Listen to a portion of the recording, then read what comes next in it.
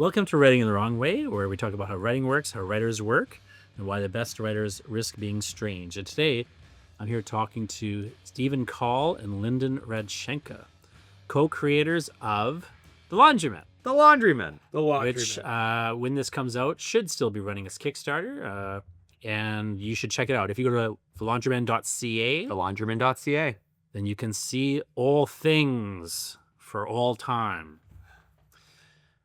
Stephen, Lyndon, you guys have made one volume of The Laundrymen already, which amounts to, like 3 issues worth of comics.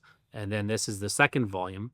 But I know you have other, comics planned. Can you just talk a bit about what is the series The Laundrymen about? And then specifically how the second volume feeds out of the first one? Well, The Laundrymen is about 2 monster hunters who solve supernatural crimes out of their laundromat. It follows Brian and Wade as they go around the country to try to save different people from different situations or and they take jobs from anybody. Yeah. From anyone. You got money, they'll get your monster. Yeah, I mean, I don't know that you want them to do like your laundry or anything, but They do also do your laundry. yeah. They're not going to do your laundry. They run a business that does your laundry. Yeah. Now, what I'm kind of interested in more than anything is the process of co-creating a series concept. Because a lot of people, I think, do one of 2 things when they're starting out in comics. This isn't your guys' first comic, but it's maybe your most substantive comic series. Yeah. And it is a series, and I think that sometimes when people are thinking, sometimes people too early take on the project of doing a series. So I'm curious to know, like, when did you feel like you were ready, or what made you feel like you were ready to actually handle an ongoing series as opposed to just, we're going to do this one book? Do you want my glib answer?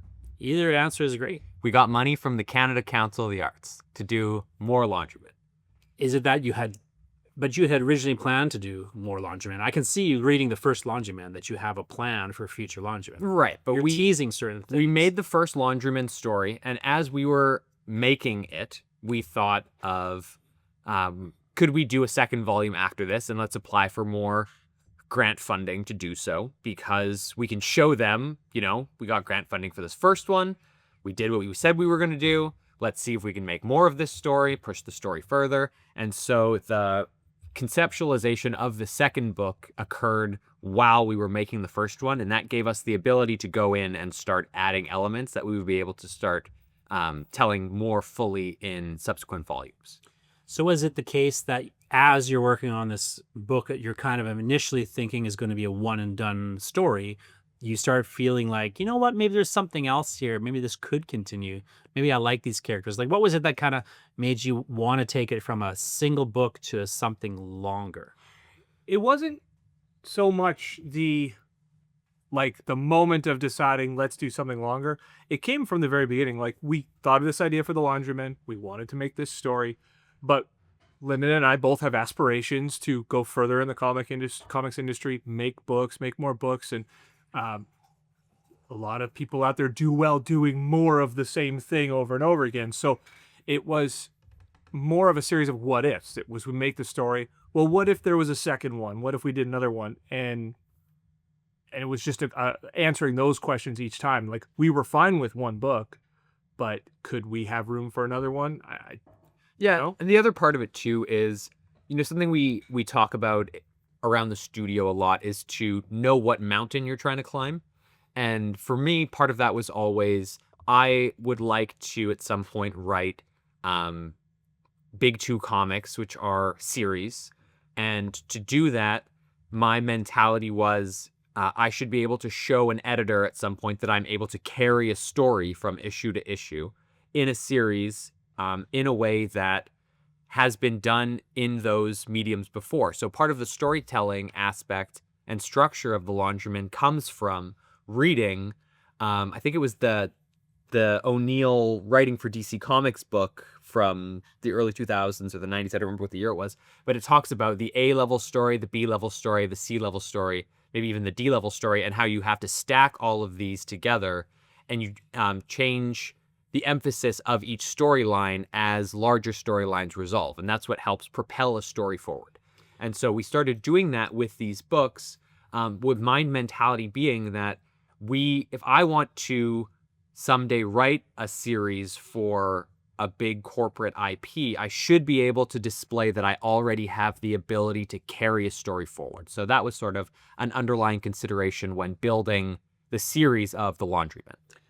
So there's sort of three things that come out of what the two of you have been saying that I want to hit on.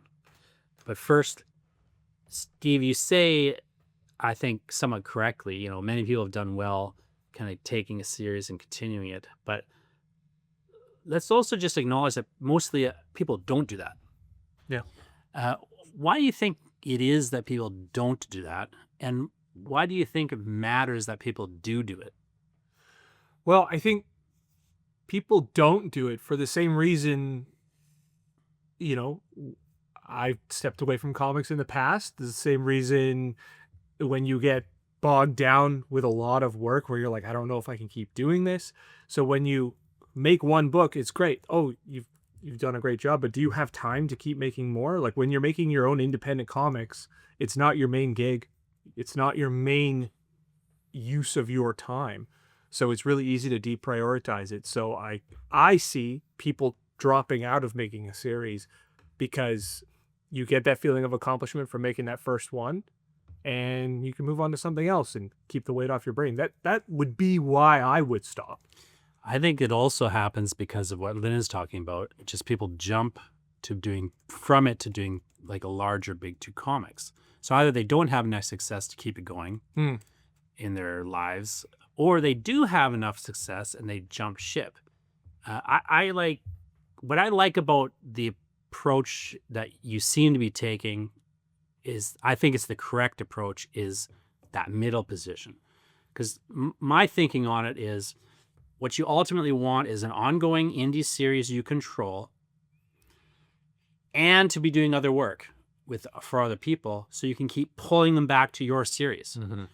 Because over time, like, obviously DC's got more eyes than you, but if you can drag some of them back to what you're doing, then that to me is the sustainable career of it. However, it's really hard to keep dragging people to one-offs. I'm doing this thing, and then I'm doing this thing, and then I'm doing this thing. If you have just one kind of flagship title that you're doing, even if it's not making a lot of money, but if it's just chugging along and you're doing other things and pulling people back to it, I feel like that's to me where the real career potential is because it can drag people off of it easily. Like if you had a book called, Dog Days that you and Steven you guys were doing as a one-off, and Lyndon's writing Zatanna series for DC, and you're doing a bunch of covers for different people, working for some other writer on a different series, say for Marvel, it'd be easy to just pull everyone from all those places into the Laundrymen, and then kick them out of the Laundrymen to Dog Days, and so on. Like, maybe easy isn't the word, but you have like that spine of a sensible thing I'm doing that I'm always like flagship, like my flag waving in the wind wherever else I am. Layering your different successes on each other. But what people will do is they'll just kind of jump from thing to thing. And I understand why they do it, but I feel like that's a dead end on a certain level. And what I really appreciate about, one of the things I really appreciate at the Laundrymen is just how you seem to be thinking. I don't know if you're thinking in those terms, but I feel like you're thinking ahead in that sort of a way, if that makes sense. And I guess my kind of question is, am I typifying that correctly in terms of how you're looking at it? I think so. And if so, how do you plan for the future in that way in these current issues? Because as I say, if you read the Laundrymen 1 and also in 2, you can see, like, for example, you can see things in 2, when people if they back the Kickstarter and they get the issue, and maybe if they haven't got it, they can grab the first one too. We've been pretty free on spoilers, so if you want, you can. I don't necessarily want to spoil things at the moment, but you can feel free to. But I'm just saying, like, if you can read 2 and you can see how it follows from 1, but you can also read 1 and knowing what I do about some of the later books, I can see like seeds of things that are happening in 3, or like the third one that's going to come out, that are set up in 1, playing out a little bit in 2. You know, you Yeah. got that backup story that kind of connective tissues some of it. Yep. Well, I can answer from an art standpoint. There's a lot of world building that happens with art. There's sometimes like not dead air, but there's open space in panels that you can use. And I like the idea of building out, like helping build out Lyndon's sandbox of concepts and things that he can draw on for future stuff. So using the current characters and the current themes of the book that you're on, building that out to have different ways for Lyndon to bring these things back around to solve storylines in the future. So like an example is, going spoilers, in the second book, Blood of the Saucermen, which is on Kickstarter right now, Laundrymen.ca. The way I've drawn the aliens, it is a gang war between aliens and vampires. The way I've drawn the aliens is such that they are little green men in human-sized mech suits. And it's never explicitly said in the book, but it's peppered throughout the book that, oh, this might be what they are, along with a lot of other tech and stuff like that to build that world out. So I like the idea of building the world out beyond the words to give Lyndon more tools for future scripts. So is that visual how the aliens are? Was that something in the script? No, not at all. No, interesting. It's just a concept that I had thought of. I had this idea of so it's like a gang war, and we had a godfather aliens, and we had like this like cult leader vampire, and I had this idea of like, oh, I really want them to be little green men, but like how would a little green man size up to like a Tom Selleck looking alien? And I just thought, we'll put him in a mech suit, and I drew this like concept of the alien who looks like a human-sized person would grab the vampire by the collar, drag him to his knees, and then the suit opens up and the little guy walks out and stands eye to eye with the vampire. And I was like, oh, I want to build that out in the lore. You and me, Stephen, did a separate book called our comic called Dirk Turson versus Divas Remorse. One of the things I really liked about when the art came back with that is you had taken, there's a TV show that's being filmed inside the comic, and then you'll see like shots of the TV screen with the show on, and then you'll see like shots of like the characters on the set. And one of the things I really appreciated that wasn't in my script, but that you added to it, was anytime they're on the set, you draw it like looking really crappy. Yeah. Like there's like bad cardboard is taped from behind, like it's Yeah. taped to her thing, but on the TV screen, it all looks awesome. Yeah. Which is of course so just perfect for like film, television. Like behind the scenes just looks like trash. So how could anyone think any of this is going to look convincing? But on TV, it's like, oh yeah, it all looks flash and great and awesome. There's fireworks shooting off, And so I love like how you seem to be really good at finding those spaces, as you say, to kind of fill in with extra storytelling or world building elements. Mm-hmm. How'd you start doing that? Like, how'd you learn that? I actually kind of know that. It came from a place of like, there was a time when I really wanted to be like a video game concept artist. So I watched like different YouTubers who did that. There's this guy, Trent Kanayuga, who does like, he does kind of his own comics now, but he was a video game concept artist kind of in the PS2 era. And he had this one about filling out spaces where he's like, if you're drawing an environment, you can't just draw the thing that people are in. You have to draw like all the things they can do in that area. So he'd be like, just drawing, he'd be like, well, maybe there's a skateboard leaning against the wall, or like, there's a tree stump outside. Why is that tree stump outside? Maybe it's hollow and there's something in it. And so I come from a place of thinking like that, where if I'm in an environment, in each corner, like what could happen, or what could be used, or what could just be something that might get someone's eye to linger a little bit longer on that panel and maybe enjoy my art a little more. But it does come from a place of just like filling as much as you can. And you'll see on the last page of Laundrymen book 2, we get to go back to their office, and I've added little things in there to just kind of build out the lore of the Laundrymen a little bit more. So it takes some time with those shots, but I do really like doing that. So That's something that Jack Kirby did also, too, right? Is he used to draw background characters getting in on their own adventures and doing things and living lives. Mm-hmm. It's about making the world feel lived in. I think you see repeated characters like in The Watchmen as well, and pretty sure a lot actually. But yeah. when you're talking about those A, B, C, D plots, Yeah. and how to play and work with those, could you explain that a little bit to somebody who maybe doesn't understand what you're talking about? I don't remember exactly what the example used in the book was, but if let's talk about the X-Men as an example. Say your A storyline for this issue is I don't know. I don't remember all the storylines, but like say your A storyline is focused on Cyclops. Cyclops, And Magneto. sure, Cyclops fighting Magneto, but then your B storyline, you have Storm off investigating something else that has stemmed out of the conflict between Cyclops and Magneto.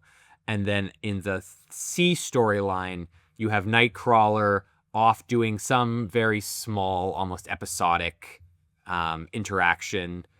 When the A storyline resolves, when Cyclops and Magneto are no longer fighting, the storytelling has to shift to the B story, which is Storm's story, and what Storm is doing, and that takes the focus for that issue, while the story following Nightcrawler expands and becomes the B storyline. And then while you're doing that, you have to find a way to introduce a new C-level storyline to replace the one that has now become the B storyline. And carrying 3 to 4 storylines from issue to issue is how classic corporate storytellers created momentum to keep people reading their issues. So when Cyclops defeats Magneto this time, the issue needs to end with something related to Storm that makes the reader want to come back and see how that resolves. And you just layer these continuously, issue after issue, and that's how you end up with a 50 to 100 issue run. And it's the same way that television writing works. A television drama series works, where you have the A, B, C, D, often the D storyline as well. Sometimes the D storyline is just like someone took a picture of Nightcrawler while he was doing that. Right. Well, who's that guy? What are they got that picture for? Right. And then later on, my favorite example of a D storyline is Doomsday. I hate that comic series in many ways, but I love it in other ways. It's really a brilliantly structured comic, and the lead up to the death of Superman is just the D story in a lot of issues. It's just the last page, we see a punch and the word Doomsday, and we don't know what it is. Yeah. But it's a beautiful, brilliant, perfect D story in just the most minimal, genius way. Right.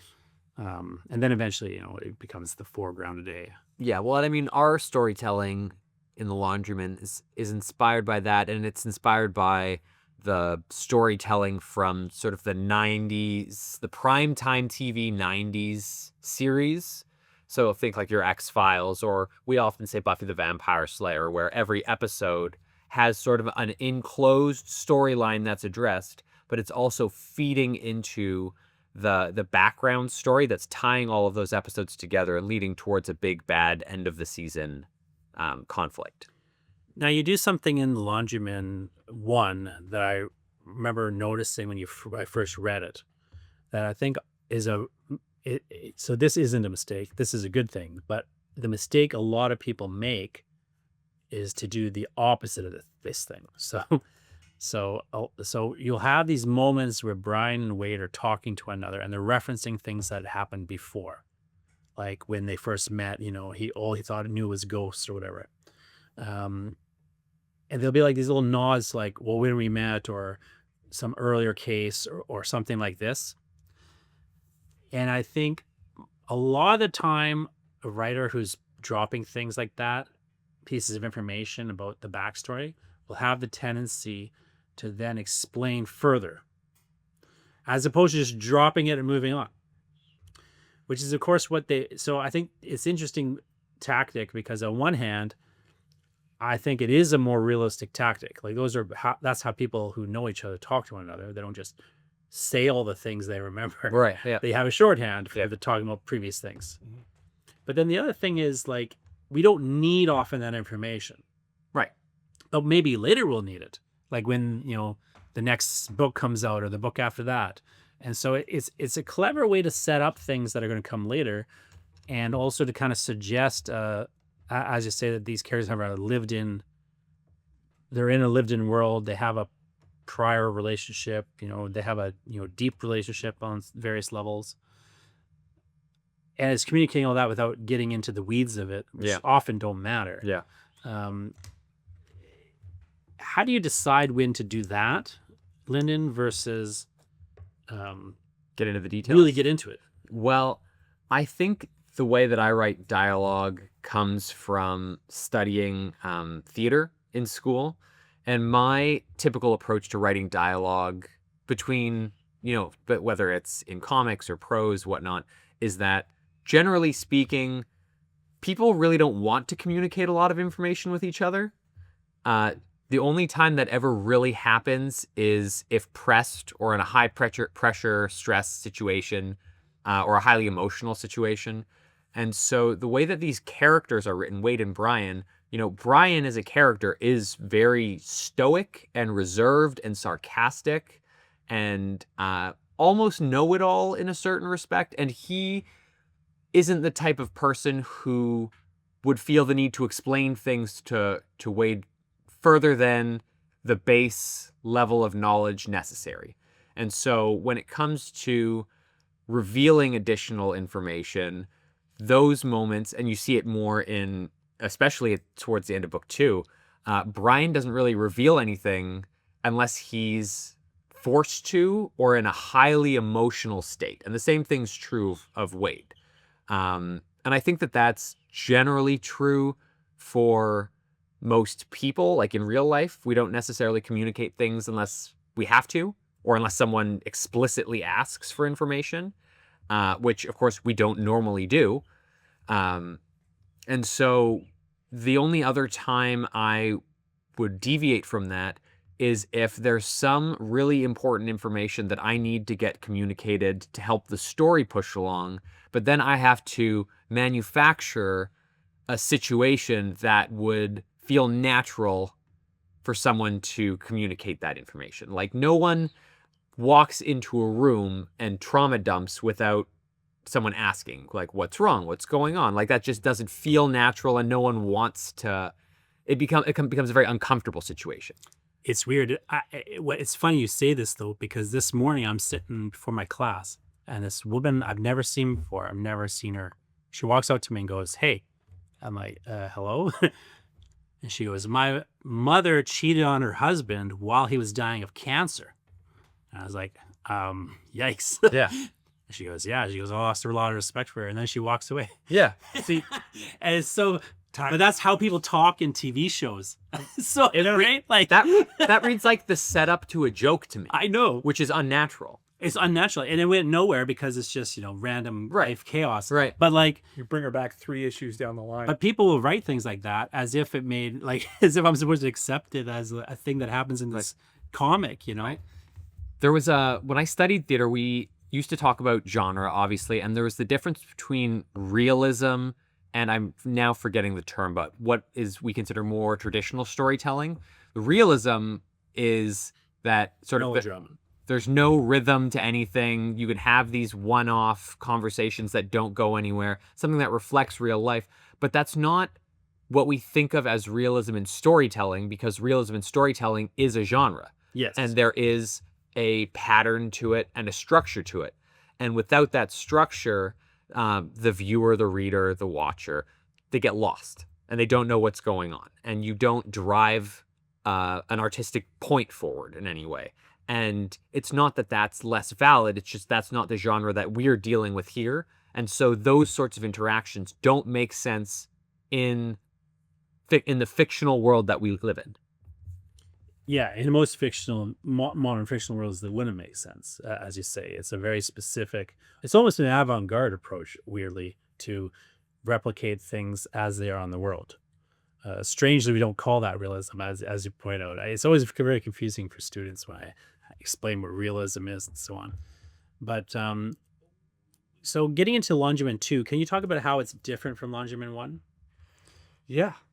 Well, like with Laundrymen 1, we went for like a very like noir-esque, like hard-boiled, detective-driven. They're it's a lot more calm. It's a lot more like, let's figure everything out. And then there's like one big bang at the end. Whereas Laundrymen 2 is basically an action movie. Like it's very quick. It's very aggressive from start to finish. There is obviously a lot of dialogue for the characters to figure things out. But like there's multiple moments in this book, like 1, 2, 3, at least 3, where in the script, Lyndon just goes, oh, this happens for 5 pages. And then I just go ahead and draw a silent 5 pages in the book because we were really just moving characters from point A to point B. And there was some sort of action involved. So it's really like a job for the artist at that point. But that's quite different from one where there's much less action and much more dialogue driven. So why'd you want to make it a more action oriented story? It's a gang war. Both guys are basically in trouble the entire time, and the goal of the 2 characters in the book is to find each other. So it's them wading through the garbage that is like this war that's going on around them. So it's them dealing with all of the crazy stuff that's going on. So it seemed appropriate to keep it fast paced, keep it dangerous. We also wanted to create a contrast from the first book. So the first book is very focused and narrow on these 2 characters. We're discovering the relationship between our 2 protagonists of the book. And then in the second book, we actually tear them apart for almost the entirety of the book, and they're operating separately. So we see how each one of them now reacts when they're alone in the world without the other one together. And so it was, on my end at least, really a conscious effort to make this book feel different from the first one, because we want to show the range of the world that this exists in and the stories that we can tell. Were you worried it was too different? No, because They fit well together. books 1 and books 2 are really about the relationship between the 2 characters. Even though they're apart in the second book, it's about the lengths they'll go to find their way back to one another, and how far they can push their friendship can get pushed. So while the story structures are different, the second one is a lot bigger, and there's more bombast to it. Like Steven says, it's an action movie. We're really still telling the story of these 2 men, and so they feel like they work naturally together. It's also got more of a, I'd say, a pulp vibe than the first book, if that makes sense. Like you got, you're kind of jamming it full of things, like in a certain sense, like aliens, werewolves, vampires, Car chases, explosions, yes. And we got motorcycles and it's cars. not that you don't have a bunch of action in the first one, but it's, as you say, it's more of a noirish, slow burn pace. It's more certain moments where it becomes an action oriented thing. Other moments they're a bit more kind of talking out while they're doing a thing. Book 1 is 7. Book 2 is True Lies. Yeah, right. And I'm just curious, like, did you just decide that's going to be an outgrowth of wanting to do a more fast-paced actiony thing, or was it really specifically hey, we did noir, let's do pulp action, let's are you I think we just kind thought of the genre jumping in a certain sense? think the idea was we just thought that vampires versus aliens be fun. And I think because Lyndon made a decision at the end of the first book to separate them, and then it was, how do we get them together? And I think landed on aliens and vampires, landed on gang war, and all this stuff. And then it was just really what came out of that, as opposed to any sort of major planning of like a genre shift or a concept shift. It was just, again, the question of what if, and like we asked that and solved it this way. How would these characters react to this situation, and what is going on in the world? Again, like what is interesting about this storytelling structure is that we're just following these 2 characters who are taking mercenary jobs from all of the weird, dark things that society doesn't really want to consider are real. And so there are going to be storylines that are difficult for us to follow up on because they don't necessarily involve these two characters. Like we had someone ask us recently, well, how did the conflict between the vampires and the aliens start? And I said, does that matter? That's not related to these two characters. It's not their job. It's not, yeah. Unless they're... This is their entry point into that. Right. They've been hired to do a job, so they're touching on these creatures. Well, and that's like the beauty of the characters like Brian and Wade is like there's a moment in book 2 where Brian meets the Godfather, which is the group of aliens for the first time. And there's just like a flat acceptance where like he doesn't even care how they got there. It's another day like, at work for him. Yeah, it's like I guess this is what this is. Yeah. When you were thinking about the idea that they'd be mercenaries, like on a fundamental level. Yeah. One of the things I think that's interesting about how you've approached it is you haven't really clarified what their personal rules are necessarily, like in how they pick jobs. And I'm curious if there's a point where you were thinking about that or talking about that. I think we've had a conversation about that some time ago, because there was a point initially that they were going to almost be the representation of a government organization. So they weren't even taking contracts. It was like the idea that these two guys on their own like looked like the big black suit Men in Black organization, and they were fed stuff from the government on what to do, but then it didn't quite fit with like where we wanted to go with the story and stuff. So Lyndon was like, maybe they take contracts from bad people too. I think my skepticism for government structures bled into that, and they became more interesting as characters and less like an X-Files ripoff if we made it so that they could take contracts from anyone. And we do start to touch on how they decide their contracts in this book, because Brian is motivated to take a contract to fight the vampires based on his hatred of vampires, which is open at the beginning. We open with it in the first part of the book, and we reveal why towards the end of the book. Whereas Wade, he teams up with the vampires, but he never actually takes a job with them, and therefore doesn't have to carry out a contract. And that was structured on purpose because there is sort of a winner and loser at the end of this book. And if both Wade and Brian took a contract that they were supposed to execute, then I'm forced to decide which one of them is the better laundryman, and that's not really what this is about. So we do start to look into how those decisions are made, and really it stems from who those characters are and what their motivations for accepting certain contracts are. And I think it's also interesting to just have that kind of character development throughout a series. Right. As opposed to just, here's all the rules, the series, and here's who these people are, and here's the 10 ways they'll take jobs. Here's the phone number you can call if you give them a job, but only if you check these boxes. Like, I feel like a lot of times when people start a series, they pen themselves in real quick, if you know what I mean. They like put out all the rules about the world. Yeah. And it's now real clean and like where we go at a certain point. What's fun about this is on numerous occasions now in this series, the phone rings, they pick it up, they get a job. But we don't hear who's on the other end. They don't address who's on the other end. They just, there's a job. Okay, we're going to go do this. And that's just not defined.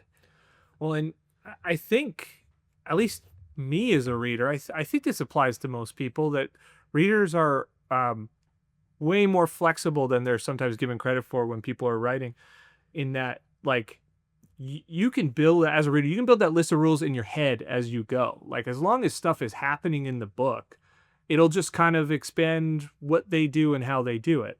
So even if it's not explicitly stated at the beginning, if you see something happen, like they take a contract from an alien, you go, oh, I guess they take contracts from aliens. That's part of the list of what they do. But at the same time, isn't it strange? Isn't it though true that that's not how many people would write this series? I think it's possible that it's true, but it's also comes from a place of, like, if you take Star Wars for an example, it's like the characters are strong and the concepts are strong, that over the series of movies, we'll say the first 6, it got a little squirrely near the end. They kind of did whatever the heck they wanted. George did whatever the heck he wanted with those things. When the prequels happened, all of a sudden the Force does all this crazy stuff. But people loved these characters and these worlds so much that they for the most part, when you're watching the movie, at least, maybe in hindsight people change their minds, but like, you just accept that these are the things that can happen and these are the rules. What really drove me crazy about the way Star Wars was handled for a while was that right after the Disney purchase, it's like they decided to pick through the first movie with a comb and decide, we're going to explain every minute reference here that never needed to be explained. That's not what made it good. No. Yeah. They completely missed the point on how these stories should have been told. Not to get on a Disney Star Wars tangent, but I would say it's not even Disney's fault, but that's what Lucas does when he starts to direct those movies again. Yeah. He tells you what the Force is, and it started putting all these weird rules in place. Yeah.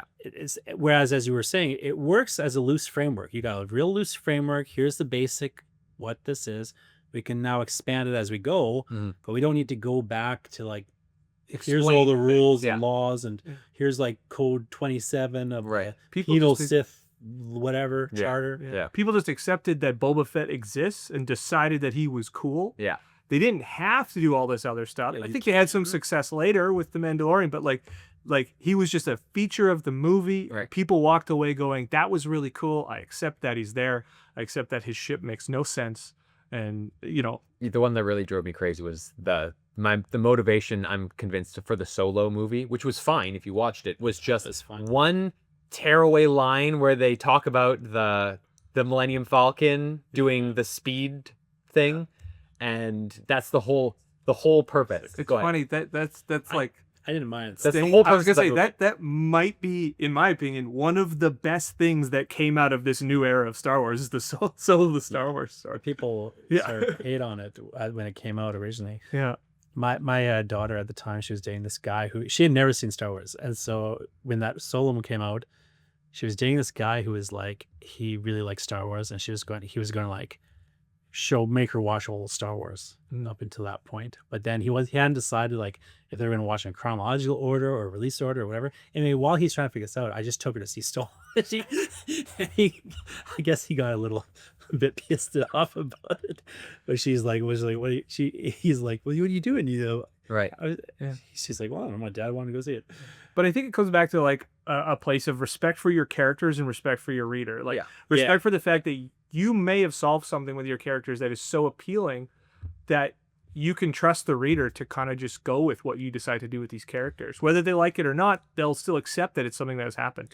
When did you figure out you had something here with the Laundrymen? Like, in the sense of like, as you're kicking along doing it, was there a moment where it sort of went from like, yeah, I think this will be cool, to like, oh wait, this is actually working, like better than I thought it might? Probably once we started selling the book at shows. I think for me, like seeing people light up when we say, oh, it's like X-Files or Supernatural, and then you explain what it is, and then you say laundromat and people laugh, and then you realize like these people who are just, this is their first 30 seconds of their relationship with this book and these characters, and they're getting it like exactly how you wanted them to get it. When we did the first issue, we did a limited run of 100 copies in black and white of that first chapter, and we sold out of it in like 3 shows. Like that was back when we had like nothing else to sell. Like we had 2 books on the table, and it was a good looking table for having 3 books. Like, but it was really easy to sell, which was interesting because I don't think now we're further along. We have more books, but selling $5 books isn't easy. Well, and I don't think we realized that. It's easier to sell a $25 book than a $5 book, weirdly.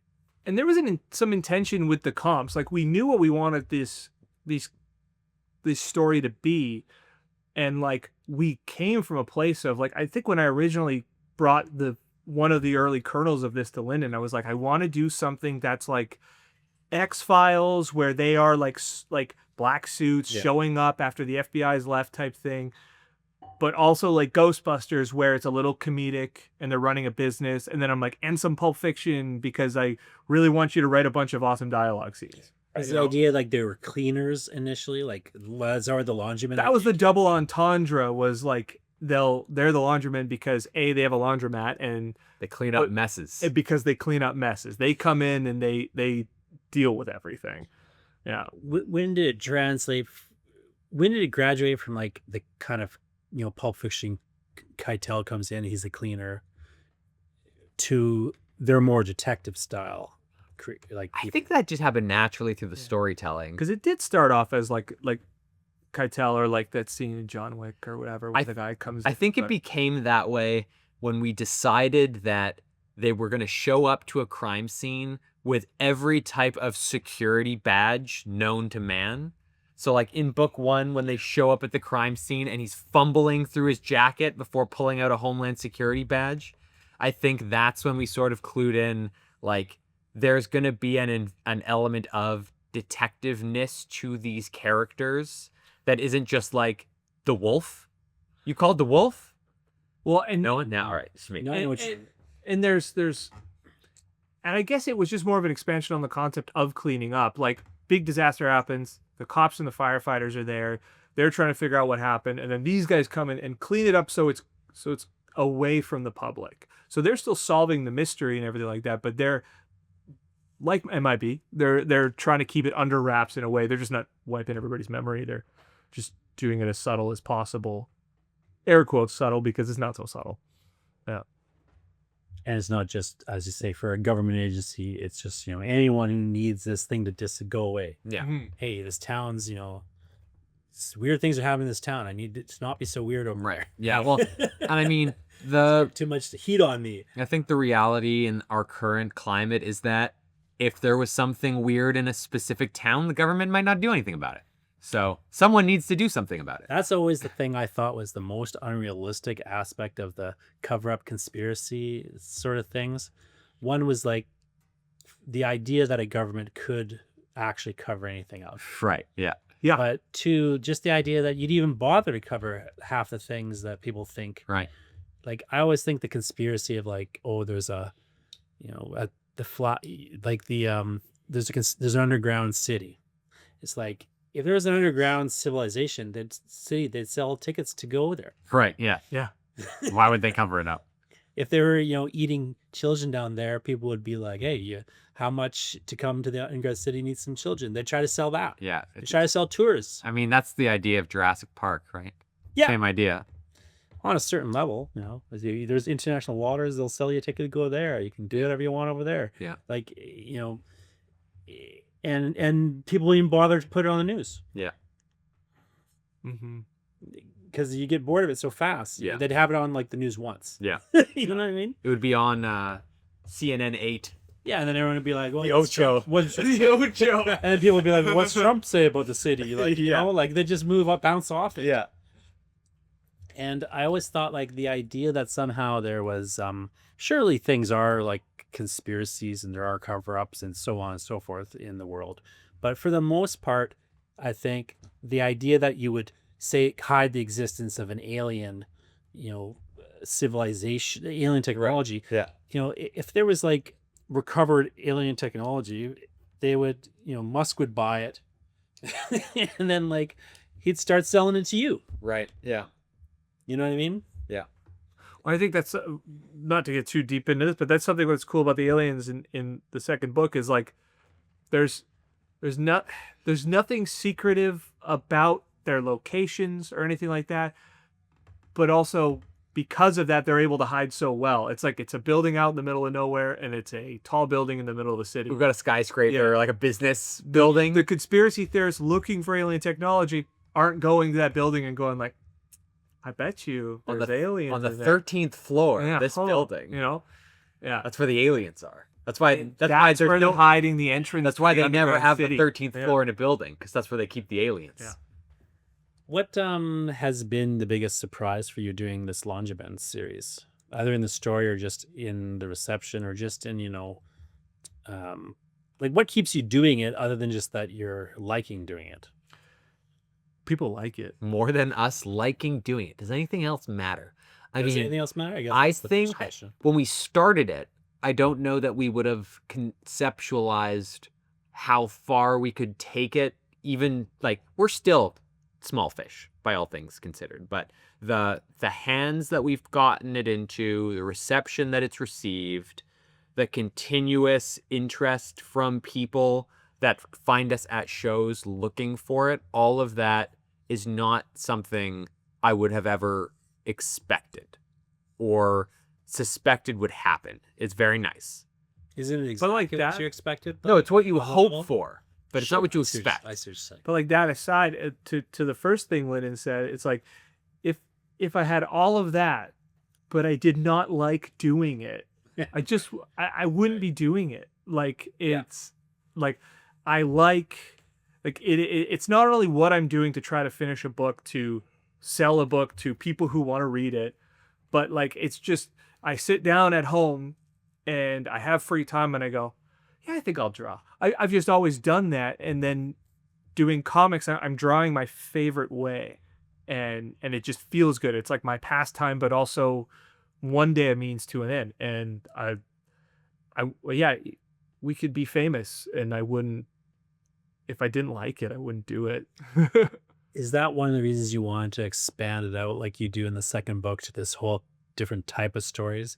Because or like this almost a different genre? Because theoretically, what I like about the Laundrymen as a concept is it's got enough looseness to it that you can go in a lot of places. You kind of start, have these case files, as you say, almost like a case structuring a series of stories. You could have one shot issues. You could have graphic novel length stories. You can have this way that they connect an ongoing series idea, but also it's the case file structure aspect of those sorts of stories, like Laundrymen, X-Files, Supernatural, whatever you want to name. What's nice about that structure is it lets you get into a lot of different arenas without being repetitive. That's intentional. And so it can keep it fresh for you. It can keep it fresh for the audience. If you get bored of doing noir, you can switch to, alien action. If you don't want to do that, you can switch to like horror. You can switch to sci-fi. You can do a comedy, almost a slapstick kind of style one if you want, because you've got enough comedic elements here and there. It was a huge point in early planning on like the structure of it, the episodic, the like primetime sci-fi show thing. It's like we wanted something that allowed us to genre jump, and like we could, if we wanted to, do an entire Laundrymen where like the supernatural thing is in the background, and it's like Wade meeting his wife, and it's a romantic story. You could do that because that's what you do with that stuff. Let's do a rom-com next. Truly, we great. could. It'd be great. Yeah. What's the last final word you would say to someone if they were just on the fence about, should I care about this Laundrymen thing? And like, what's, the one thing that you think should get a person like from their phone right now onto Kickstarter to check out the laundrymen.ca? I have one. You go ahead. Yeah. You only have to buy this one. We're not going to string you along for, if you read this, you got to stick around for 12 more issues to see the resolution. Each book of the Laundrymen has an ending. So if someone's on the fence because they love the concept, they love the blood of the Saucermen, they love aliens and vampires, but I would say the thing is, come check out the book because it ends. You only have to try one. Yeah, you only have to try one. The first one's not free, but Right. Yeah. you don't have to come Right. back for the other one if you don't want to. But also you got that option. It's always nice to have those. Like, I like the idea that 2 is the jumping on point for someone who missed 1, but also like, of course, the natural new thing for those people who've been asking you, like, hey, where's 2? Finally, here's your answer. We came at it from a couple of guys that travel to conventions. So we've come to learn that you can't expect to see someone a second time. And so the idea was if they were to come and pick up a book from us, they can go away knowing that they don't have to come and find us ever again if they don't want to. The stories as complete as it needs to be for them. The number of times somebody has like decided to buy the book based on the fact that we're not roping them in for like But it's a standalone story. that there's no Yeah. cliffhanger. It like that seems to be huge for people when like adopting a series for the first time. I think it's nice because it gives you as a reader, it's while you would be interested in the whole series, maybe it can just feel like a job if there's like 50 issues of the thing. Yeah. Yep. Whereas, if like, okay, I can dive in, check this out, I can come back later.